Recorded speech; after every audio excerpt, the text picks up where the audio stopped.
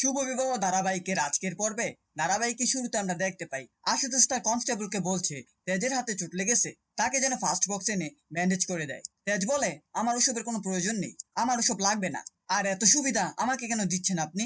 আমার দিদির হাজবেন্ড বলে, আমার তো এত সুবিধা লাগবে না। এরপর আশুতোষ বলে, এত জেদ করো না, যা হয়েছে ভুলে যাও। আর তুমি রুক্মিণীর কাছে ক্ষমা চেয়ে নাও, তাহলে অন্তত পক্ষে হয়তোবা তুমি ছাড়া পেতে পারো। তেজ বলে, কিছুতেই না, যার জন্য আমার পরিবারের মান সম্মান গেছে, আমি আজকে জেলে আছি, তার কাছে ক্ষমা চাইবো না। আমার ভুল হয়েছে, সে কোনোভাবে সুধা হতে পারে না, সুধা হলে এসব কখনোই করতো না। পরবর্তী সিনে আমাদের আচার্য বাড়িতে দেখানো হয় সুধা তার মাকে বলছে, তুমি এসব কি করে করতে পারলে মা? তুমি কেন কেস করেছো তেজের নামে? সুধার মা বলে, যা করেছি বেশ করেছি, ওর এটাই প্রাপ্য ছিল। সুধা বলে, না তুমি এটা ঠিক করনি, ওদের পরিবারের মান সম্মান সব চলে গেছে, আমি তেজকে এখনো ভালোবাসি, আমাকে যেতেই হবে সেখানে। সুধার মা বলে, তুই কোনোভাবে সেখানে যাবি না। সুধা বলে, তুমি তো জানো আমি ওই পরিবারের কোনো ক্ষতি সহ্য করতে পারি না, তাহলে তুমি কেন এরকম করেছো? আমাকে আর আটকেও না, আমাকে যেতে দাও। সুধার মা দরজায় গিয়ে দাঁড়িয়ে পড়ে এবং বলে, তুই কোনোভাবে যেতে পারবি না। পরবর্তী সিনে আমাদের অনিমেষকে দেখানো হয় সে তেজের রুমে ঢুকেছে তেজের ফাইল চুরি করার জন্য। অন্যদিকে ফোনের ওপাশ থেকে ইমন অনিমেষকে বলছে, তেজ এখন বাড়িতে নেই, এখন কাকনবালা দেবী সুখে আচ্ছন্ন, এই সুযোগে তুমি কাগজগুলো সই করিয়ে নিবে। পরবর্তী সিনে আমাদের থানায় দেখানো হয় সেখানে তেজ কনস্টেবল থেকে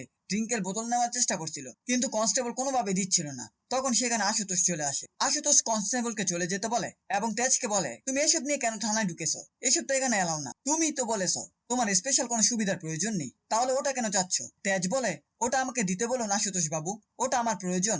আশুতোষ বলে, না, থানায় এসব চলবে না, আর নিজের দিকে একটু খেয়াল রাখো, ওসব খেলে তো তুমি বাঁচবে না। তেজ বলে, আমি আর কার জন্য বাঁচবো? বাঁচার ইচ্ছে নেই আমার, জীবন থেকে সবকিছু 5 বছর আগেই হারিয়ে গেছে, না আমি ভালো স্বামী হতে পেরেছি, না কার যোগ্য বাবা হতে পেরেছি। এরপর সিন ঘুরিয়ে আমাদের আবার সুধাকে দেখানো হয়, সে কান্নাকাটি করছিল এবং তেজের কথা ভাবছিল। তখন তরি সেখানে আসে এবং বলে, মাম্মাম তুমি কাঁদছো কেন? সুধা বলে, তোমার বাবা অনেক বিপদে আছে, তাই আমার কষ্ট হচ্ছে। তরি বলে, তাহলে তুমি কেন বাবার কাছে যাচ্ছ না? তখন সেখানে সুধার মা আসে এবং তরিকে বলে, তোমার মা অসুস্থ, তাই সে কাঁদছে, তুমি ভিতরে যাও। কিন্তু তরি বলে, আমি যাব না, তুমি আমার মামামকে বাবার কাছে পৌঁছে দাও বিএফএফ। এরপর সুধার মা সুধাকে বলে, তুই কেন এরকম করছিস, যা ঘরে যা। সুধা বলে, না, কোনোভাবেই যাব না, আমাকে যে করে হোক তেজের কাছে যেতে হবে, দরকার পড়লে আমি সবকিছু স্বীকার করব যে আমি রুক্মিণী নই, আমি সুধাময়ী। সুধার মা বলে, এই শাস্তিটা ওদের প্রাপ্য ছিল। তখন ঝিনুকু তার মায়ের সাথে তাল মিলায়, বলে, হ্যাঁ রে দিদি, মা ঠিকই বলছে। কিন্তু সুধা তাদের কারো কথাই শুনছে না, বাড়ি থেকে ছুটে বেরিয়ে যায়। এরপর আমাদের আবার আরেকবার থানার সিন দেখানো হয়। সুধা ছুটতে ছুটতে হোঁচটকে পড়ে যায়,